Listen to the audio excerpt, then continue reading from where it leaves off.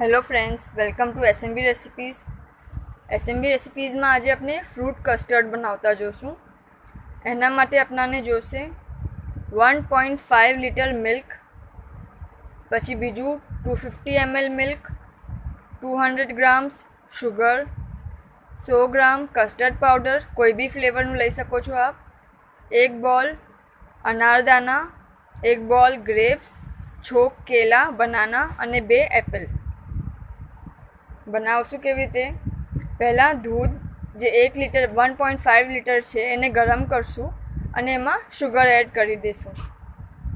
પછી નેક્સ્ટ જે 250 ml છે એ લેશું અને એમાં કસ્ટર્ડ પાવડર એડ કરશું અને બરાબર મિક્સ કરી લેશું. ગઠ્ઠા ના આવવા જોઈએ. પછી દૂધ ઉબલી જાય એમાં આ કસ્ટર્ડ પ્લસ મિલ્કનું મિક્સચર એડ કરી દઈશું. ગેસને લો ફ્લેમ પર રાખશું અને હિલાવતા રહીશું. 5 થી 10 મિનિટ તક આ બે મિક્સચરને પકાવશું. આ મિક્સચરને ગેસ પરથી ઉતારી લેશું અને રૂમ ટેમ્પરેચર પર આવવા બાદ ફ્રીજમાં મૂકી દઈશું ઠંડુ થવા માટે. 1 થી 2 કલાક બાદ નીકાળશું અને એમાં ફ્રૂટ એડ કરી દઈશું અને બરાબર મિક્સ કરી દઈશું.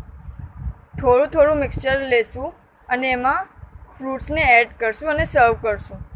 પૂરા મિક્સચરમાં એકસાથે ફ્રૂટ્સ ના એડ કરી દેજો. આપનું ફ્રૂટ કસ્ટર્ડ રેડી છે. સર્વ ચિલ. Thank you.